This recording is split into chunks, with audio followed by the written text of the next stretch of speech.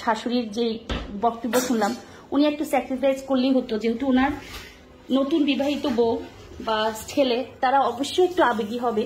তো এটাকে যদি একটু ছাড় দিত তাহলে আর এই বড় প্রবলেমটা আজকে ছেলেটা পৃথিবী ছেড়ে চলে যেত না। একটু স্যাক্রিফাইস করলেই হতো যে না, বউটা নতুন নতুন বিয়ে হয়েছে, অবশ্যই তার হাজবেন্ডের প্রতি তার একটা আবেগ আছে বা সবকিছু মিলিয়ে সে চাচ্ছিল যে তার হাজবেন্ডকে কি করে রান্না করে খাওয়াবে, বা হচ্ছে তার শাশুড়ি করলো, তার শাশুড়ির পাশাপাশি সেও তার হাজবেন্ডকে টেক কেয়ার করবে।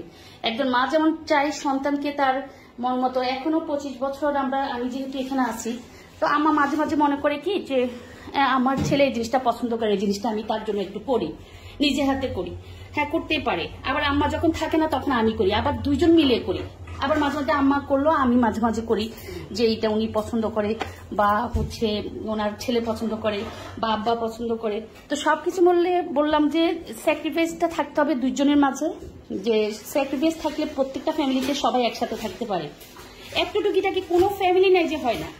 কারণ এখন আমি যে কথা বলতেছি আমার শাশুড়ির সামনে, যে একটা পরিবারে টুকিটাকি হবে, এগুলোকে বড় করে নিলে বড়, ছোট করে নিলে ছোট। আর আমি চেষ্টা করি যতটুকু আমার শ্রম আছে, সাধ্য আছে, সামর্থ্য আছে, আমার মনের ইচ্ছা আছে, আমার শ্বশুর বাড়িতে আমি মনে করি যে আমার বাবার বাড়ির চেয়ে সবচেয়ে কাছের। কারণ এই জন্য মনে করি যে শ্বশুর বাড়িতে যেহেতু আমি আছি, এখন আমার শ্বশুর বাড়ির সবাই হচ্ছে আমার আপন। যতদিন বাবার বাড়িতে ছিলাম তারা আমার আপন ছিল, এখন শ্বশুর বাড়িতে আছি, শ্বশুর বাড়ির সবাই আমার আপন। তাদেরকে আগে আমি দেখতে হবে, আমার বাবার বাড়ির আগে তারা হচ্ছে আমার আপন, তাদেরকে আমার টেক কেয়ার করতে হবে। তারপরে আমার বাবার বাড়িকে আমি ফেলে দিব না, অবশ্যই তারা যখন আসবে তাদের জন্যও করবো, তাদের জন্যও করি। যেমন আমি যেমন আমার হাজব্যান্ডের ফ্যামিলির জন্য করি, আমার হাজব্যান্ড আবার আমার ফ্যামিলির জন্য করে। এটাই হচ্ছে পৃথিবীর নিয়ম প্রত্যেকটা মেয়ের ক্ষেত্রে।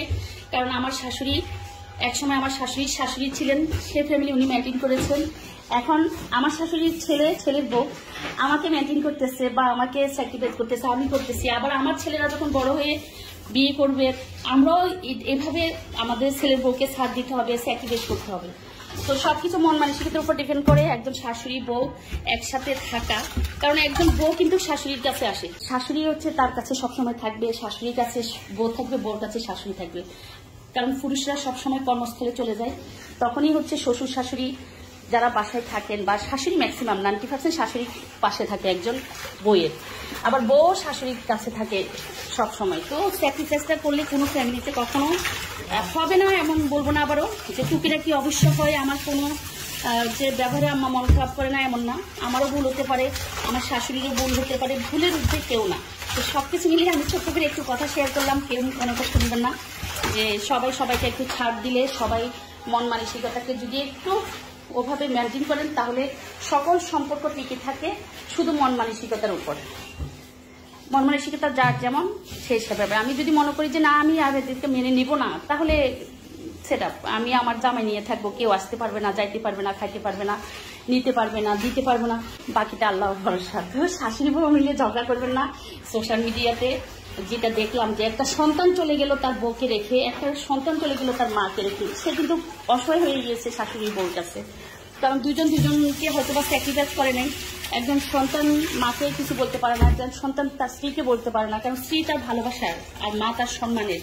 দুই দিক থেকে কিন্তু ওনারা বা ওই পলাশ বা পলাশ খুবই হীনমন্যতায় ভুগছে, তারও দোষ ছিল। সে সুইসাইড না করে সে এই সিদ্ধান্ত না নিয়ে সে পারত হয়তো, যেহেতু কোনোভাবেই শাশুড়িকে ম্যানেজ করতে পারে না, সেক্ষেত্রে পারত, মাকে ম্যানেজ করতে পারে না, সেক্ষেত্রে পারত মাকে বুঝিয়ে যে মা তুমি কিছুদিনের জন্য তোমার দুই বড় ছেলের কাছে থাকো, আমি ওকে হয়তো বা বুঝাতে আস্তে আস্তে ও ঠিক হয়ে যাবে।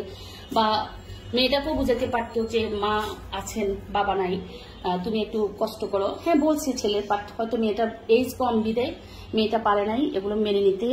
বা শাশুড়িরও এজ অনেক, উনি একজন শাশুড়ি হয়েছেন, তো ওনারও উচিত ছিল মেয়েটাকে একটু স্যাক্রিফাইস করা, যেহেতু আস্তে আস্তে মেয়েটা হয়তো বা একদিন যে তার স্বামীর চেয়ে তার শাশুড়িকে ভালোবাসতো বেশি, বা একসাথে থাকতে পারতো।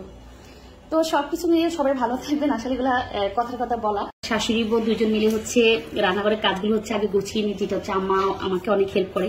আসলে অনেকে এই যে কয়েকদিন পলাশ সাহাকে নিয়ে যে কথাগুলো উঠলো, যে ওনার মা ওনার বইয়ের সাথে, ওনার বইয়ের হাজবেন্ডের সাথে বা ওনার ছেলের সাথে যে একটা দ্বন্দ্ব, বা ওনার সাথে আসলে প্রত্যেকটা ফ্যামিলিতে শাশুড়ির বউ টুকিটাকি হয়, সেটা একটু স্যাক্রিফাইস করলে হয়। এমন আছে যেমন আমি আজকে 25 বছর এই ফ্যামিলিতে, আমার বিয়ের 25 বছর চলে, বাট হচ্ছে কি যে একটু স্যাক্রিফাইস কম্প্রোমাইজ যাই বলেন না কেন, একটু স্যাক্রিফাইস করলে বা একজন একজনকে একটু যে ছাড় দিলে হয়। যে আমরা যে আছি 25 বছর, অবশ্যই টুকিটাকি হয়, মন খারাপ হয়, আমার কোনো ব্যবহার আমার মন খারাপ হয়, তো এটাকে এত বড় না করে মাঝে মধ্যে ছাড় দিলে কি প্রত্যেকটা ফ্যামিলিতে সবাই শাশুড়ি বউ সবাই একসাথে থাকতে পারে। জাস্ট হচ্ছে মন মানসিকতার ব্যাপার, যে সবাই যদি সবার একটু ভুল ভ্রান্তিকে সহজভাবে নেয়, একটু মন খারাপ হলেও পরে যেন ভুলে গিয়ে আবার যেন একসাথে চলার জন্য একটা মন মানসিকতা সেট আপ করে, তাহলে কোনো ফ্যামিলিতে যে যখন আমরা বউ হয়ে আসি, যেমন আমরাও এক সময় বউ হবো, আমাদের ছেলের বউ আসবে, ছেলের সাথে আমাদেরকে থাকতে হবে, সেই ধরনের মন মানসিকতা আমাদেরও রাখতে হবে। বা ওনারা যেহেতু জীবিত আছে সবকিছু ওনাদের, এই জন্য বলছি যে শাশুড়িকে অবশ্যই নিজের মায়ের মতো মনে করতে হবে। আমাদের গর্ভধারীর মা যেমন, একজন শাশুড়িও তেমন। আবার আমরা যেমন এই বাড়িতে বউ হয়ে আসি একটা ফ্যামিলিতে, তারা যদি মনে করে যে আমরা তাদের মেয়ের মতো, তাহলে কোনো ফ্যামিলিতে হয় টুকিটাকি, আবার এগুলা সহজে এগুলো মানে বাহিরে না গিয়ে ঘরের ভিতরে সলভ করা যায়।